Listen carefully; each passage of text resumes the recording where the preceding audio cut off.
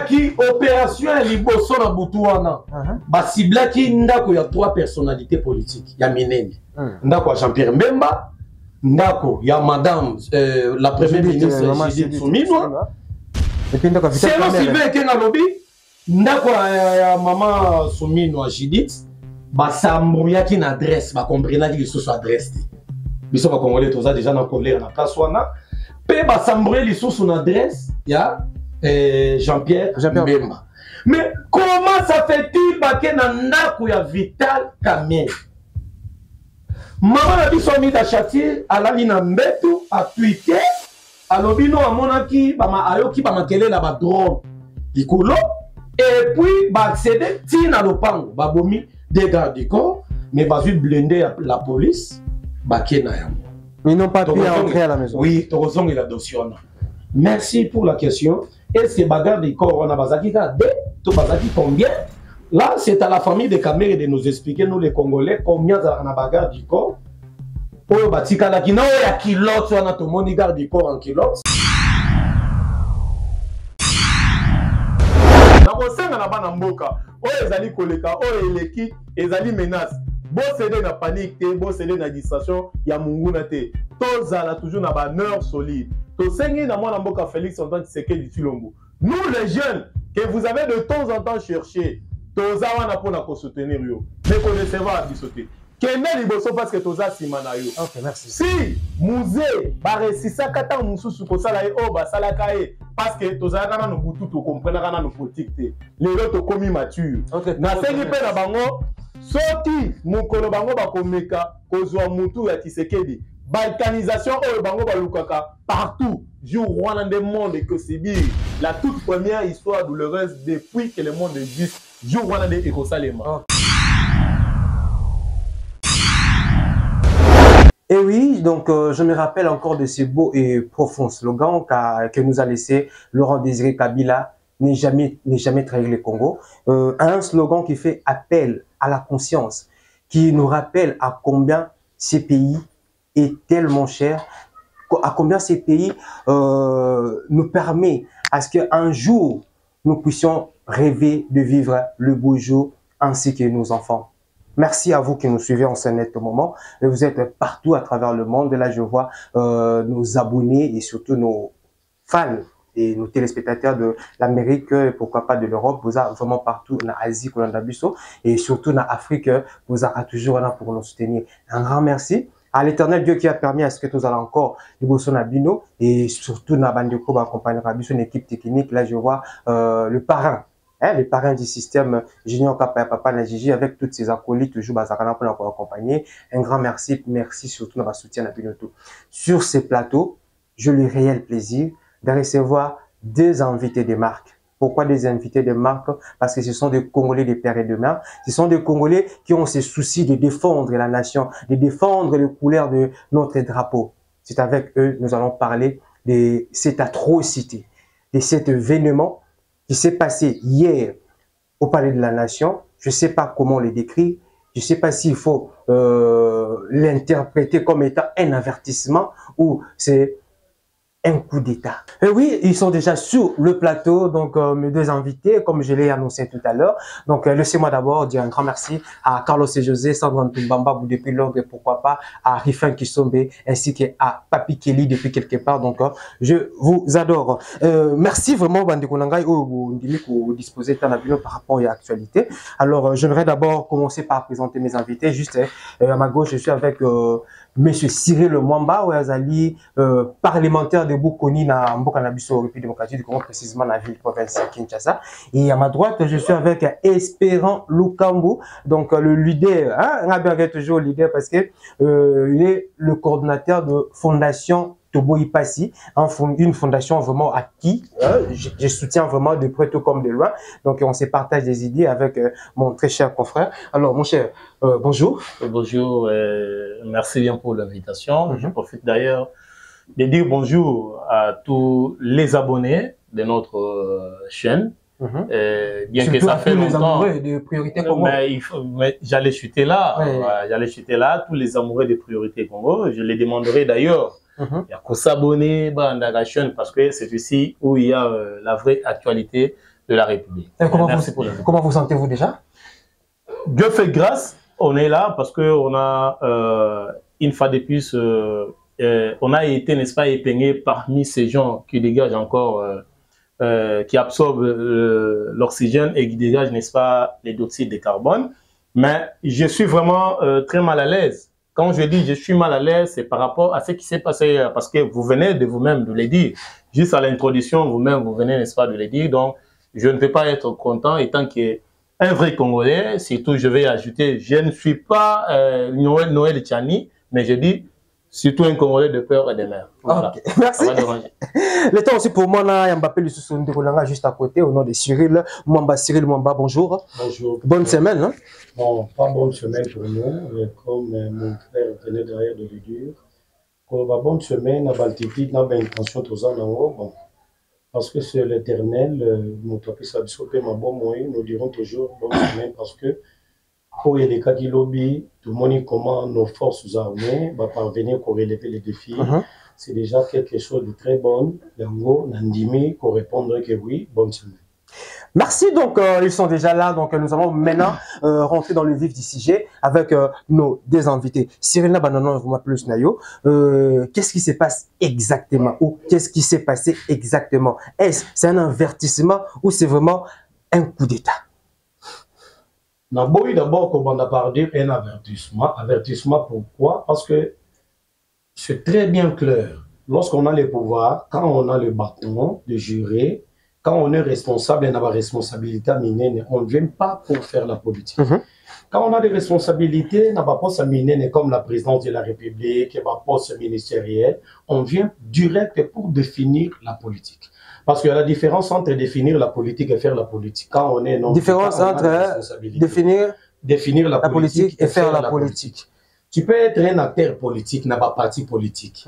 Mais dès lors que on a la responsabilité à miner, à kokamba d'institutions et à pays, kokamba soit d'entreprises publiques et à l'État, soit kokamba des grandes institutions et à pays, d'office au combien nombre d'États, qui a la responsabilité parce que gérer, c'est prévoir. Lorsqu'on parle gérer, c'est prévoir. Mais c'est là où, lorsqu'on a ces responsabilités, n'est-ce pas, on doit d'abord mettre en place la définition. Il y a politique. Je m'explique. De quelle manière? Président de la République démocratique du Congo s'appelle Félix Antoine Tshisekedi Tshilombo. Excellence, Monsieur le Président de la République, vous en direct. D'abord, pour m'y présenter encore une fois de plus. Partout dans le monde, je suis un militant de l'IDPS, combattant de l'IDPS, mais je suis communicateur de tout le parlementaire debout. Ok, communicateur de tous les parlementaires debout. Merci pour le précision. Il y a les communicateurs ainsi que le parlementaire debout. Qu'est-ce que le phénomène Parlement debout? Parlement debout de l'IDPS, d'abord, c'est une structure informelle de l'IDPS, mais qui appuie les actions du parti. C'est pourquoi mon Toye est venu Sami Lobby. Je tiens encore une fois de plus à remercier que Dieu vous bénisse. Parce que dans de telles circonstances, avec de tels journalistes d'investigation, on a senti que besoin de casse une investigation, les vraies informations à la source. C'est pourquoi les lots Ertomoni d'invitation, on n'a pas existé. Tokoka était jamais. Et moi et mon frère, nous nous sommes dit, n'a pas si embouteillage, pas si y a pas transport, tout ça. Mais tout ça là quand même, cet effort, il y a quoi? Pour Baïmboko Balanda Biso partout dans le monde, Bameka, Bakoka MP, Kozora, vérité dans les Cambo et les Galileo dans Boka Biso. C'est pourquoi pour nous revenir directement à la question d'Oyo. Oyo, to subir nos populations, to subir Mokolo Lobby, tantôt dans le Béla, on a des aspects politiques et ça les Makana des fronts. Tous en front, il y a forme, il y a politique. Tous en dans fond, il y a politique. Parce que événement qui lobby, population congolaise pris par Batika Liga na forme. Ok. Mais biso ba imboko toza MP na mwa boanya ko kota na mozino. Dans le fond, to lobby la forme, mais na 4e émission na biso e mokolo lelo to kota pe na forme. Ne bi pa yo to expliquer ba congolais non celui qui lobby, mais avant tout pour to kota na mozino ya mayo banda yi déjà boto na ngai. Je tiens d'abord à remercier nos forces armées. FARDC nyonso bozali nzamba pambola bino. Ba service na biso renseignement que Dieu vous bénisse pour na eliki mokolo lobby parce que kokene na palais de la nation ezali bureau au chef de l'état sala musala Bokei. Comment vous êtes parvenu à Kokota dans 4 colons la drapeau ya pays, kocha drapeau ya Zaïre. Bobeti ba yingeta, bolobi banglais, bosali tous ko bokokoy kosala. Quand je parle que bolobi, bosali, là je vais directement à M. Christian Mananga ainsi qu'équipe na bangonyoso. Alors na 4 émissions tokotan ele bino nombre bato bakangaki, tokotan ele bino pe nombre équipe wana, composition na bango, nationalité na bango, na objectif la mission parce que lobby ba yaki ne ba exécuter plan na bango. Mais exécution ya plan et simbité quel est traîneur des armées comme on le mama pour l'équipe mokolo lobby. Je pense que tout compte à nous. Merci. Donc là, c'était sur le Mwamba. Alors, je vais revenir à ma droite, pas à Espérant Lukambu. Espérant, essayez un peu de nous expliquer quelle approche faites-vous par rapport à Loko Salami au Tozobenga coup d'État. Est-ce qu'ils ont réussi à réunir tous les éléments au Salamaka pour que coup d'État s'allume? Bon, merci beaucoup, mon frère Pona Mutuna. D'ailleurs, c'est pour cela que nous sommes ici. Toye vraiment communiquer, banamboka, bayeba, ce qui s'est passé, comme mon frère venait de le dire. Biso, toza, jeune.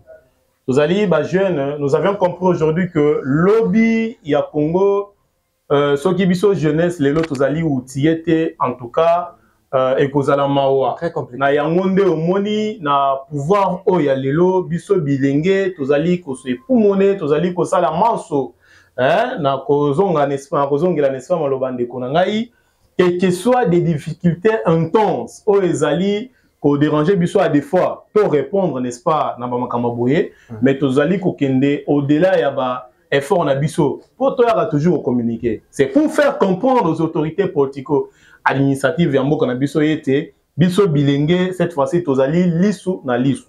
Donc on néglige rien, on donne même pas une minute à l'ennemi parce que nous savons tout simplement que tozali na pouvoir oyo ebunda kana ennemi banda e bandeli lelo nous sommes juste à la dernière porte poto bengana ennemi na mboka na biso.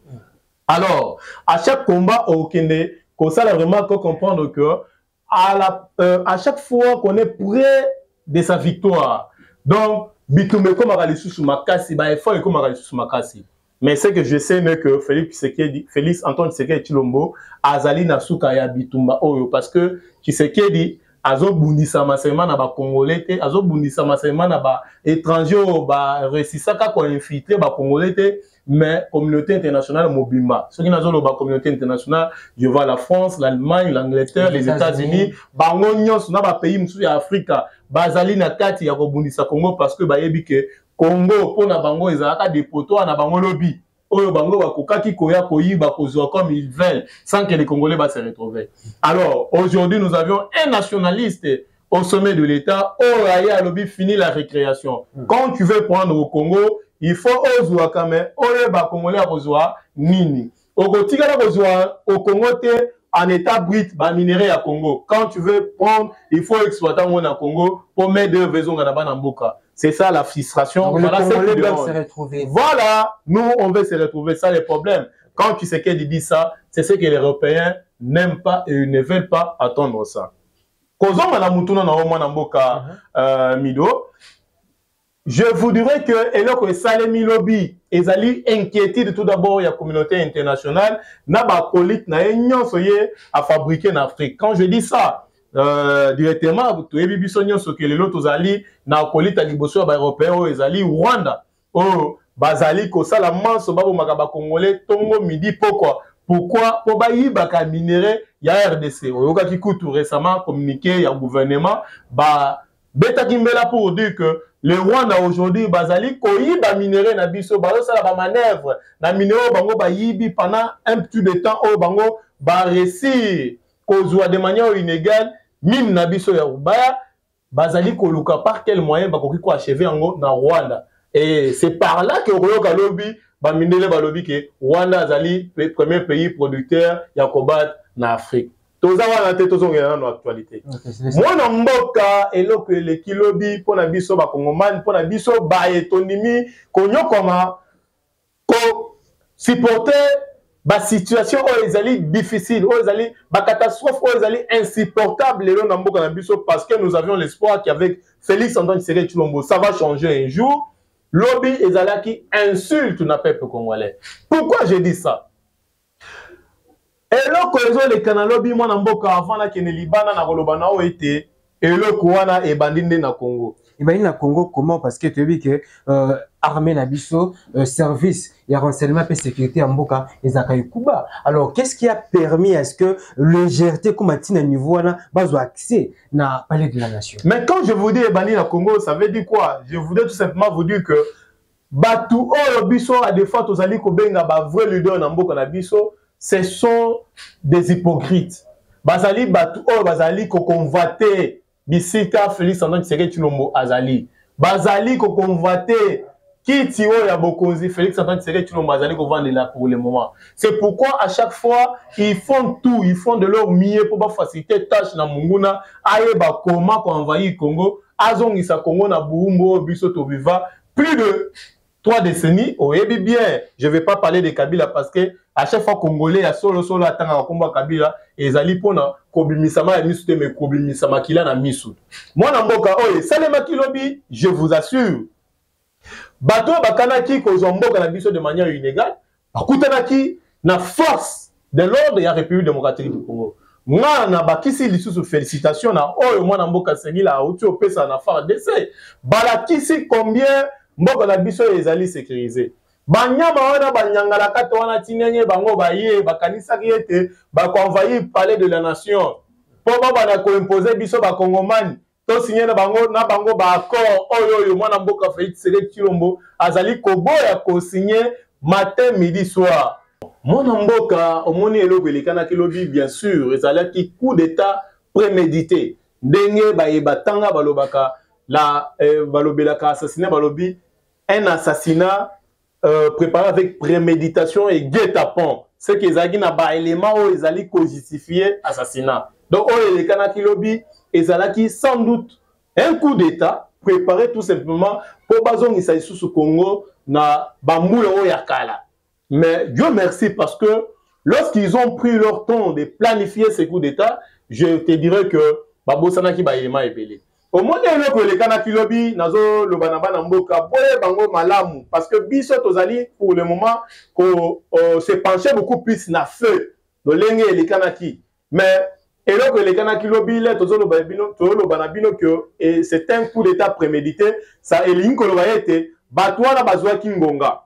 Ceux qui bolandi, na ba information, na ba source belé à communication, vous irez comprendre que, mais c'est Christian Mananga, azwaka, pepo na ye soit avion na ye ya liboso na Kenya. Boyebi ka Kenya eza esika Corneille Nanga abandaki rébellion na ye. Mais oui, mais Kenya oui. C'est le tout stratégique, c'est le tout qui dirige n'est-ce pas le Kenya. Le tout ezaka ba Rwandais. Baza bato race moko eza communauté moko. Baza bandeko. Souci na bango ezali ya envahir Afrique centrale. Bazali na objectif wana. Tozala ka distraité. Même l'air au monaka, ata na Congo Brazza, bazo linga biso ba Congolais te, mais na Congo Brazza ba bossa na kaete, ce qui pouvoir Congo ekoi, Congo Brazza pe ekoi. Biso toza ba bantu. Batu wana bazo bundisa biso ba nanti biso ba fragiliser biso, ba effacer biso na carte ya monde. Bango ba envoyer bamboka na biso. Mais bandeko na biso bazali ko ignorer wana, bazali ko bunda bazo wa Burundi. Bazali ko bunda bazwa Uganda, bazali ko bunda bazwa Centrafrique, bakozwa Congo Brazza, bakozwa Angola, souci na bango yango wana. Pourquoi? Parce que les impérialistes bazali ko linga te que ba autochtone bakama bamboka na bango. Parce que leur souci ezali ya kozwa ba minéraux na monde, ndenge bango ba olingela, ba fabriquer ba biloko na bango pour battre sa économie na bango. Okay, donc c'est ça. Alors pour revenir s'il vous plaît dans Oshité, et donc ça les kilobi ezali ki coup d'état. Parce que bato wana bazwa ki déjà temps il y a beaucoup quelques autorités ya mboka na biso bayaki sous forme ya ba investisseurs bayeko créer ba entreprise na Congo pour bana mboka bazwa misala et so landi kutu na ba information on va vous dire que bato wana bakutanaki na Cardinal Mbongo bakutanaki na Moïse Katumbi bakutanaki na Martin Fayulu bakutana ba autorité ebele ya mboka na biso. Donc c'était quelque chose qui s'est planifié na niveau il y a des politiciens, soit des grands leaders et Mboka Nabiso. Pourquoi? Parce que pour eux, qui s'était dit, façon, azo la bango, Yakobo Yakoyi Bambon à l'État. Azo Tchatchele Bango IGF Azali Kolande la bango. Ce qu'on salaire ok prison. Babilo pendant sa fils. Oh, que pour na politicien belé Mboka Nabiso. Ceux qui au Singapour, naï banasa onion sur la rolingo sala, yoko contrôler ngate. Et ça c'est qui dérange. Alors, et là que Salema Kilobi, ils ont qui bien sûr coup d'état, mais ils ont qui sans succès. Pourquoi? Parce que force de l'ordre a qui comment qu'on déjouer et puis et là on se fait biso to yeba. Ils ont premier coup d'état. Ils ont premier coup d'état. OK, c'est bon la raison là, je c'est pour vous dire que Félix Tshisekedi Azali en Zambie, en tout cas, ça ne pouvait pas tenir un Zambie à Salima ce point à Sabiso que pouvoir ils allaient pouvoir. Donc comprenez que Félix Antoine Tshisekedi en Zambie et puis Mboka au Congo ils allaient Mboka bako nzamba linga ngoma kasi raison pour laquelle il nous épargne na attaque et na danger te komaka malgré difficultés malgré souffrance mais le peuple congolais bazo tenir raison pour laquelle bazo clamer fort et haut liberté na bango et surtout vie sociale na bango za stable et kozonga et pas ya ndeko Cyril Mwamba et ba élément où ça la ki coup d'état et salima ceux qui batouana ou soit bandekwana ba réussir ça qui réunir en côté. Alors le cible pour la bango c'était Félix Antoine Tshisekedi et son pouvoir. Alors pourquoi seulement il fallait que bakende ka kunana parler de la nation bakende ko kanga yango ko zonga en otage? D'abord pour répondre d'abord mon très cher journaliste, encore une fois de plus que Dieu vous bénisse. Nous allons directement dans Maloba ya porte-parole il y a FARDC. Porte-parole il y a FARDC à Loba qui depuis l'Obi Nabutu. OK. Monsieur Sylvain Ekenge. Oui. Sylvain Ekenge porte-parole à FARDC a Mekempe pour éclairer opinion tant nationale internationale sur la situation au Elikaki na Mokolo ya Lobi. Si, pour revenir à votre question, ceux qui parvenant qui réunissent les conditions, il y a préparer coup d'État, oui ou non? Moi, je vous dirais oui. Préparation, il y a coup d'État, certes, se préparer très bien, mais et c'est que tout na bénédiction, il y a banani, assurance, il y a Christian, maintenant à Mokolo lobby dimanche. S'assurer qui peut bazalaki na assurance il y a homme politique grand homme politique haute personnalité politique mais sous bazana kacha union sacrée de la nation. Ah bon? D'ailleurs pour aller trop vite avant assassiner monsieur Christian bête coup de balle à Koufra monsieur Christian Mananga il y avait d'autres d'abord unité où il y a qui on a tombé dans Baeglon. Baeglon. Son côté na Modino, je vais vous expliquer. Baeglon, utaki wapi parmi Baeglon, on a zwa ki massation na po beta. Parce qu'il y avait d'autres militaires babana ko beta, massation ko ya et ils ont été. C'est ainsi qu'il y avait l'un des aiglons na kati na beta ki au moniti pendant Christian na loquet on bazwa ki na chaîne moko ya monene. Ikasu chaîne na monene. Ayaki na ba mystique à se préparer qui na ba bilo moi miki ya banganga tout ça. Maintenant le problème dans tout ça est simple. La personne de Félix Tshisekedi, c'est ça le problème. Pourquoi la personne de Félix? Le 24 janvier 2019, Félix a prêté serment après les élections de 2018. Avant prestation, plutôt, avant remise et reprise entre le président sortant Joseph Kabila et Félix Antoine Tshisekedi, Joseph Kabila martela sur la continuité de l'État. Aïbsa monsieur Tshisekedi, n'est-ce comme président Boye, moi je suis un président sortant. Il y a d'autres dossiers dans la présidence Awa. Yosa toujours obligé de faire la continuité de l'État. Tant que président de la République entrant, il y a un secret d'État. Parmi la continuité, il y a l'État au Kabila, Félix Antoine. C'était d'abord que, Félix a fait la réforme et armée. De deux, parce que voilà, armée les a infiltrés. Parmi, parce que insécurité aux Est de la République. Insécurité à Est de la République, nous subissons une guerre économique. Ils allaient tantôt une guerre d'occupation, et puis lorsque vous équipez votre territoire, votre chefferie, votre agglomération, et ensuite, vous bandit exploitation, il y a minerie. Maintenant, deuxième aspect, toujours dans le même ordre d'idée par rapport à Maramoto Loba, sont allés territoire ya Massis, aux Urubaya, aux Ubawindi, aux Ubakibirindi, tout ça, Bakalonde, Bakichanvu, Bavuchumbi. Na kati ya Masisi yazali réserve mondiale à 80% ya coltan. Donc, partout dans le monde entier, réserve à 80% ya coltan, c'est Masisi. Bituma nyonso yo bazoluka n'importe qui. Bazoluka nde mutu ya Félix. Mais pour revenir avant na kota na mozino d'explication, to bana d'abord na makambo Sylvain Ekenge à lobby. Bino boyebo beta coup d'état. À partir de Congo, boye na Kinshasa. Na Kinshasa, bomati na bis, tu so 207 sope bis nini. Boye ti na ville, wapi boulevard Colonel Tchatch. Bolati bateni, bo s'échange à partir de Colonel Tchatch. À partir de 3 h du matin. 4 h du matin, ce militaire, non mais c'est Christian, parce que je vais vous citer même leur nom.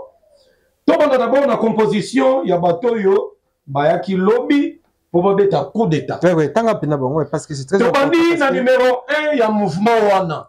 Mais c'est Christian Mananga. Numéro 2, il y a mouvement, il y a Lobby. Christian Mananga d'abord, pour te faire d'abord explication, Christian Mananga. Christian Mananga, Azali congolais d'origine, mais a changé de nationalité comme américain. Selon moi, pas M. Christian Mananga, il n'y a pas un numéro 2 naïe. Lui, le chef, nous t'allandier dans Sima. Numéro 2. Comme on a un monsieur Ezangi. Azali numéro 2, il y a un mouvement à Bango. Ezangi, Azali congolais d'origine. Mais elle va changer un document, un passeport britannique.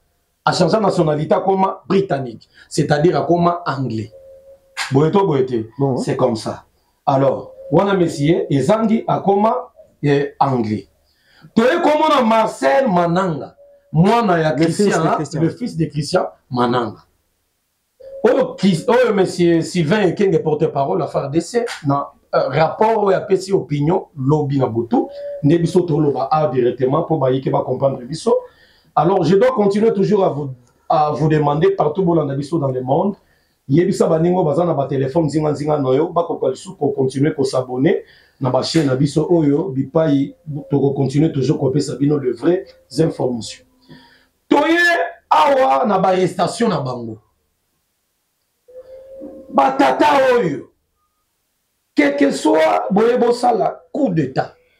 Bobo to la chef de l'état et bonga, puis nous récupérer et bonga. Baye na ba drapeau ya Zaïre. Baye bazole maingeta ingeta. Qu'est-ce qui se passait hier?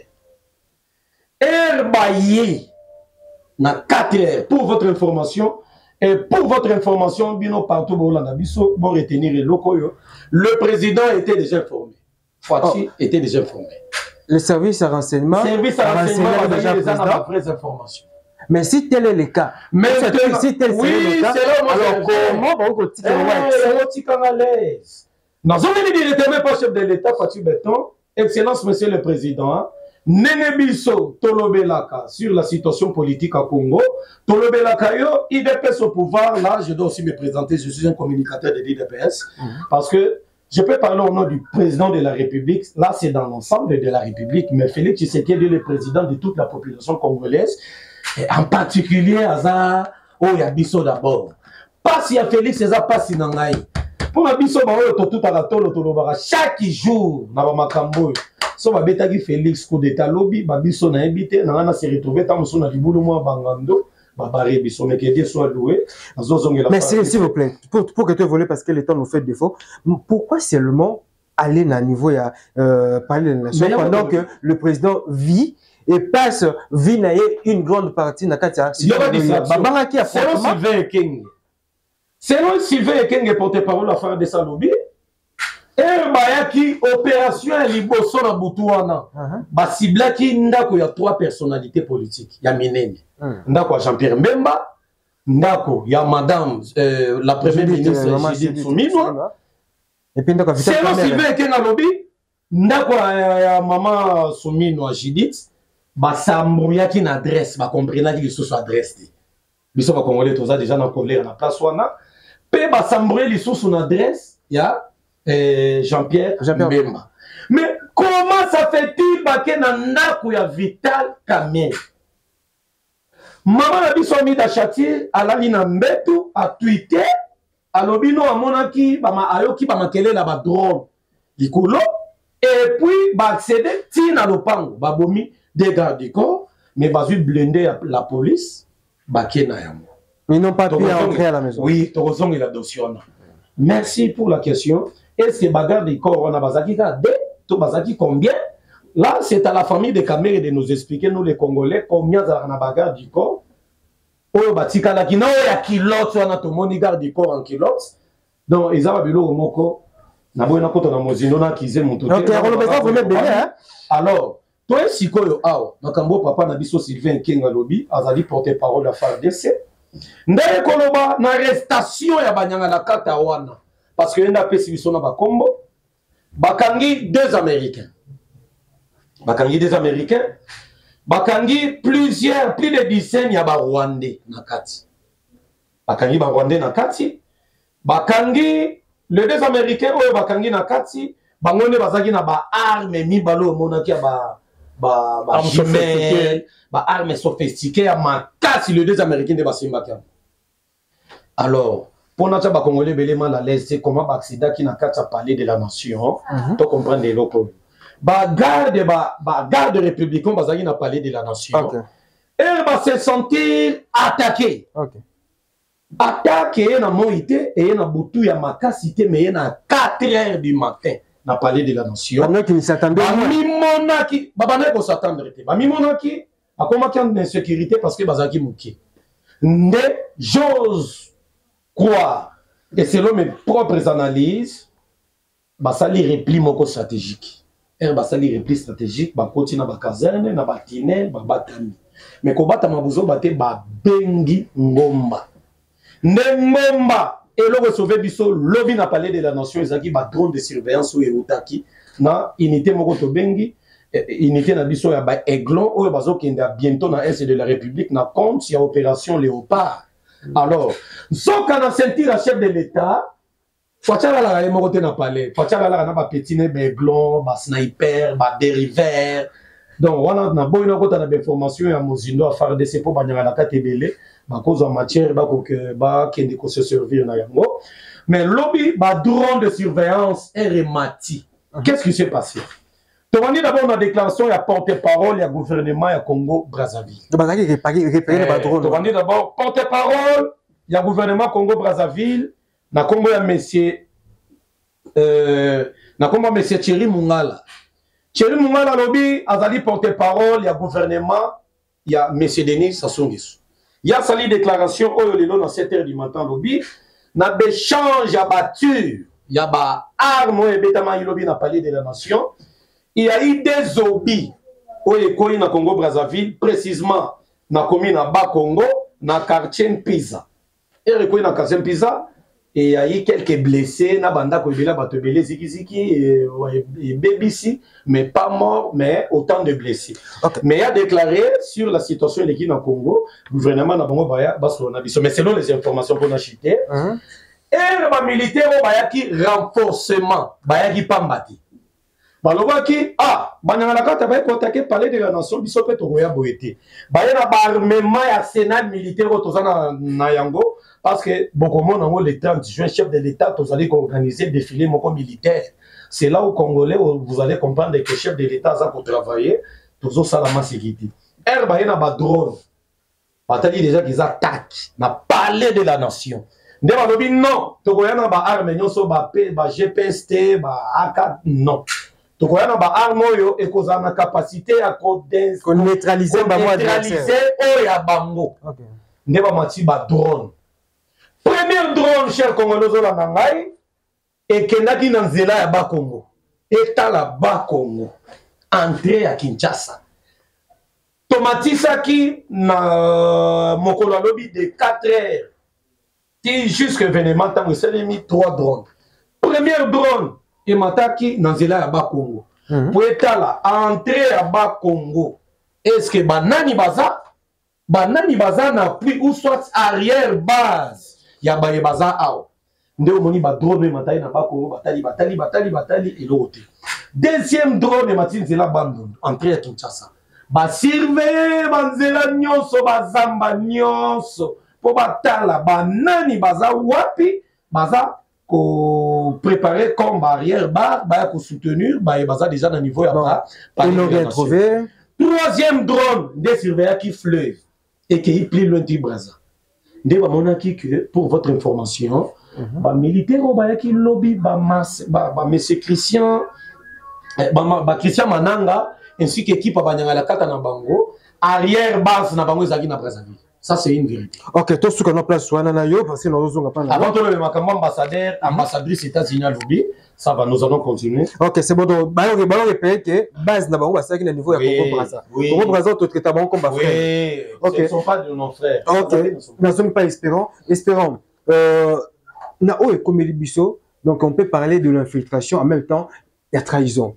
Alors, comment Mutu Outi sur Kenya, aillé par Brazzaville, aillé à côté de la République démocratique du Congo, comme un entrepreneur, a Koutanipe, n'a pas leader politique, y compris na cardinal Ambongo. Et puis, quelques temps après, nous avons à se retrouver parmi les assaillants ou tentés sans la coup d'État dans Katia Mboka.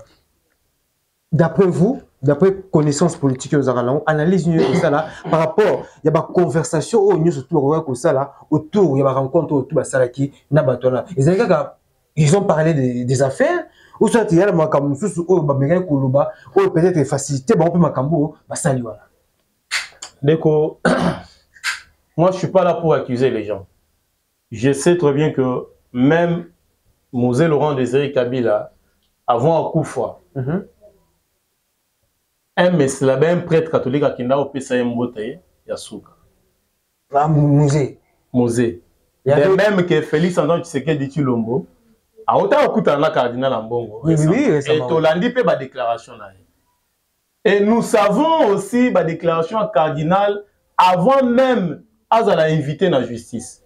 Parce que pour nous les Congolais, nous avions compris que ceux qui cardinal a salé effort, pasteur a salé effort, et écouté un président Lelo. C'est par rapport à l'appel au Bazali Kolukaye, la justice pour qu'il ne justifie les propos, ils allaient soutenir, Bazali Koboma, Congolais dans Mboka. Et surtout, ça risque de susciter. Surtout que lui, c'est un pasteur. Un pasteur est censé enseigner l'amour, rien que l'amour, même si la situation est comment. Lui reste dans l'amour. Mais, propos est dérangé à Bisso Mingi, surtout Bisso Baye, tout Kakamate Yanaye. Mais pourquoi les lots? Na elo que tu salema, il y a coup d'état, il faut qu'à passer à la cité. Je ne vais pas beaucoup plus qu'entraîner ici Kawana. Na lozo lingape kozo na maloba ya ndeko Cyril parce que autant oloba on ndenga yo sala analyse na même si aboya kokota na mozindo. Les razo lobela ba popo ya mama Amida Chati par rapport ya oyele kanaki na ndako na bango. Ndeko, nga nazali ko pousser moi muke réflexion. Est-ce que coup d'État, ce qui est là qui visait le président de la République, pourquoi coup d'État, il faut qu'il ne touche ancien vice-premier ministre de l'économie nationale? Pour quel rapport? Ça, quel rapport? Et ce qui me pousse encore une fois de plus de réfléchir, Nassi Nassala constat, comment c'est comme si que et si comment Félix Antoine Tshilombo ezali kotangama il faut que comment caméra etangama pona nini balinga baboma Jean-Pierre même oui azali ministre de la défense balinga baluka ba déstabiliser premier ministre oui azali premier ministre ya mboka mais vita caméra pourquoi parce que jusque là azali pressenti futur président de l'Assemblée nationale. Mais il n'est pas encore président de l'Assemblée nationale. Il a quel impact pour le moment? Même quand les gens veulent dire que c'est une grande personnalité dans ces pays, oui, il n'y a pas que Kamere. Il y a des beaux. Ils sont nombreux. Ils sont nombreux. Peut-être qu'ils ont Tanga Bango. Mais pourquoi il faut tout simplement cibler Kamere? Est-ce que c'est une façon de se victimiser pour la Colongola, pour effacer un indice Moboye, qu'on distrait les Congolais? Moi, je ne vais pas confirmer, je ne vais pas dire quelque chose. Est-ce que C'est une façon de manifester, qui peut-être mécontentement parce que Tookaki, je suis en train de vous dire, Tookaki, na réunion, moi, Namboka Félix, en fait, c'est que tu na présidium, il y a union sacrée. Il semblerait que, à Sengaki, na bango, Bapé, ça y est, bateau, au peuple congolais, Azali. C'est ça! Mais, tout le monde équipé, na mobembo, ya moi, Namboka Félix, en fait, c'est que tu l'ombo. Oh, ya Tenaki, Vital Kamere, na loboko, étant que l'unique candidat à l'Union sacrée n'a pas si à présent l'Assemblée nationale, là avec na Europe, mais c'est tous les Congolais qui ont refusé Kamere. Et puis son se tozali koye bayete Congo ba Congolais ba vrai Congolais nyon se baboye Kamere à la présence de l'Assemblée nationale.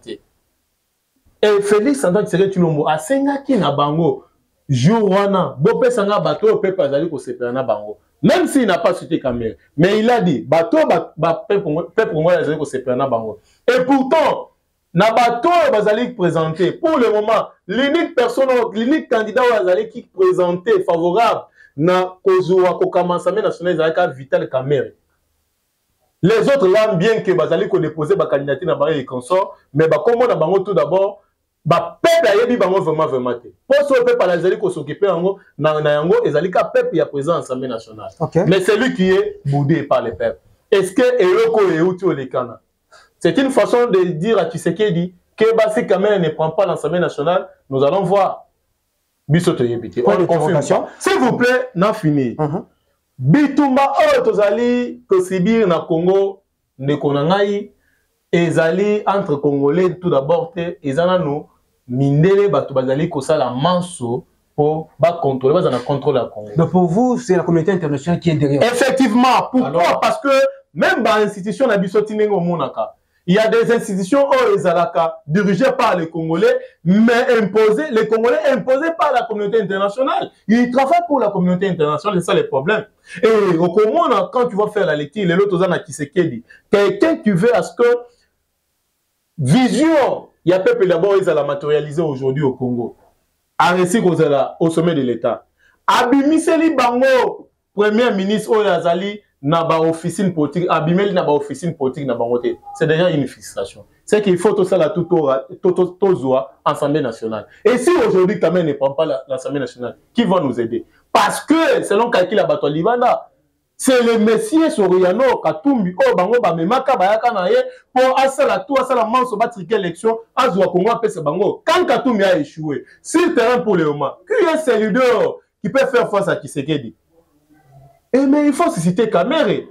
Na yango nde tokoloba na bino ete makambo elekani lobi soki to lobi to sa bando sala banalise ta musu ba olanda biso na banda kuna biso. Mais le vrai problème ezali ete boyeba ke bituma ezali ko récupérer Congo biso toko sala mansu. Ba oyo ba vivaka ba yebisaka biso ke baza ba congolais. Ba talisaka biso a défaut que ils travaillent pour le Congo mais ba kosaka ba congolais. Leur est venu to démasquer bango. Et nous allons les comprendre. Nyonso ezali koleka. Moi, je t'assure, c'est les Congo qu'on est en train de chercher partout. Parce que comment on a les ce qui se passe aujourd'hui dans les pays, avec la catastrophe économique. Batou bazali ko s'appuie, à des fois que Tshisekedi a saleté et le côté consort. Mais ces gens-là savent comment ils sont en train de faire des choses de telle sorte que étant molaté. Parce que l'air est autant molaté. Peuple congolais, comme on a c'était peuple congolais, à Omona Tshisekedi. Et pourtant, le peuple congolais ne connaît pas. Pour le moment, réalité est alignée. Merci Espérant. Donc, on est presque arrivé à la fin. Donc, juste une dernière question. Parce que prochainement, nous allons revenir ici pour parler de Vital Kamere par rapport à la candidature naïe et par rapport à la vision politique naïe et surtout na combo Kamere, leur commune, on a puissance au Kamere, commune, ça il faut le reconnaître quand même. Parce que le même Kamere qui est dans l'Assemblée nationale, à notre grande surprise, car même l'Assemblée nationale va voter pour Vital Kamere. Alors, bien. Alors, une dernière question, Isabelle. On craignait plus l'alliance Franco-Fleuve Congo. Il y a Bandeko Nabiso Nangabaya Awa, va monter coup d'État. Mais, à notre grande surprise, groupe Moro Bimi Boué, à l'inconnu, Béti Loco, et tenté aussi, mais force Nabiso y a armé, tellement ils étaient vigilants, ils ont réussi. Maintenant, minime truc qu'on retenir, comme le Bisso, pendant que Bandeko na biso alliance Fleuve Congo total rabon la liste mususu c'est que ba meti to réagir. Ne peut pas pas non. D'abord la première des choses, merci vraiment que Dieu vous bénisse, très intelligent. guerre ya est de la République tozo bunda guerre oyo kaka ya est tozo na ba front ebele ya guerre ya est mais nazo tanga 3 fronts pour to comprendre les places tozo na front économique tozo na front diplomatique tozo na front militaire tozo d'abord front diplomatique. Engagement ya chef de l'État. Sotali na sous-région Nabiso, la lettre qui n'a depuis semaine passée, dans le ministère Nabiso des Affaires étrangères, au chef de l'État a nié, a boy catégoriquement, je vous informe, je ne sais pas si vous êtes aussi informé, sur parce que le président Angola, monsieur Joao Lorenzo, ainsi que le président à Kenya, au Bazalaki sur le ticket, il y a non, comment je peux dire, selon notre sous-région, Netoyo Kanaki, pour l'Ikambo-Italie, comment mettre fin à l'insécurité à l'est de la République, mais c'est Lorenzo Zalaki comme médiateur. Comment mettre fin à l'insécurité à Congo, na Rwanda, donc restaurer la paix entre la République du Congo. Mais Félix a nié, il y a la maramouana Nairobi, Félix Aboy, il y a la makambo ya Kenya, Félix Aboy, tout ça, toujours na guerre diplomatique. Félix Antoine Tshisekedi, Bitumba Félix Ezoka, Ezanini, na koki ko bandele suna malobo na lobelaki magena lobelaki mbambangu, la continuité de l'État. Parce que vous avez posé la question, il y a Alliance Fleuve Congo, M23 ezali mouvement du 23 mars 2009. M23 est un coquille moro vide. En réalité, les militaires rwandais, au Bayaka, Kotungisa Congo, on a un aspect diplomatique, un aspect économique, un front économique.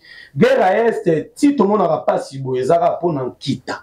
Où ils ont Congo. Okay. Sol et les sous-sols à Congo, les coltans, cuivre, maluku comme zone économique à Congo. Soucia Félix Ezakini, minerai nyoso ya Congo, où est Kozala.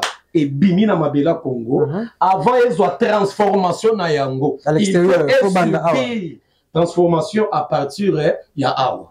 Comme ça, banamboka bazo misala, comme ça il faut créer et créer emploi et matière économie et surtout dossier chômage et comme ekempe pour ça nini ko diminuer. Minere balinga loko wana te. Dédé. Félix est comme président de la République. Oliandi Meloko Kabila Ibsaye, Yemakila Bakongolais Boyi. Félix Alobi, pas question de Kotika Ituri, Nord Kivu, Kaboye Kaka, a décrété état de siège. Okay. Avant état de siège, Minera Congo, ils allaient Kodima, Nabaton. Ok, c'est bon, toi, chité parce qu'on nous signale déjà qu'on a que. Yango, pour la chité, on a très bien. Comment chef de l'État réunir les membres à l'Union sacrée le vendredi? Fatia Lobi bon représenter Bassi, Natike gagnant na bino bato union sacré. Fatia Lobi soki bon continuer bon je suis prêt à dissoudre le parlement. N'habite so ki François na chef de l'État Lobelaki. Le vendredi batato babimi libanda na kanda le samedi ba exécuter projet na bango bazala nango. Mais que dit soit loué parce que le terrain des armées et donc Sungi Congo lobby ezaka nenge Félix azo Congo parce qu'on faut qu'on s'amène ça de martyr. Merci. Ndé Souvaki mon amboka Félix Antoine mais yo pe journaliste sozo banga ko banga lo côté situation des îles calme gouvernement non déjà le porte-parole il y a des femmes c'est déjà nous a rassuré. Et là, je n'étais pas là, espérant, par rapport à tout ce qui s'est passé. Namakamu, tu es déjà un mois avant, il y a il y a Alliance Fleuve Congo. Mais à notre grande surprise, tout le monde a su que diaspora va attaquer Mboka. C'est déjà un message pour la biso congolais et surtout pour le gouvernement congolais. Comme étant citoyen congolais, au retenir ni puis message ni au sein de Ndego, Congo, toujours pour la montée marabi. Bande Konabiso Zoloba ya Fleuve Congo wana ezaka M23. Ce sont les Congolais qui ont accepté de maquiller les M23.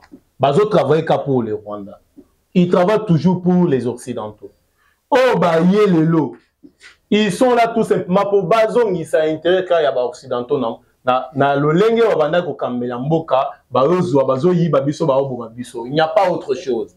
Alors, ce que je peux demander aujourd'hui à tous les Congolais. Parce que biso tozali bilenge, nous prenons le risque ya ko le kaka na ba télévision, na ba médias en ligne to communiquer to lo banabino. boyeba ke bitumba oyo c'est pour nous ravir une fois de plus le Congo. Parce que bato bakosaka bino que Kabila asisaka makambo ya M23 na 2013.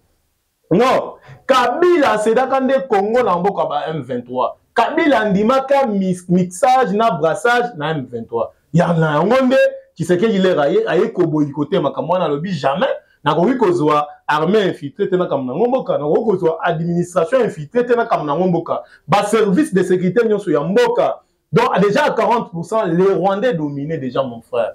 Comment on pouvait compter, on pouvait dire que nous sommes un pays, nous souverains.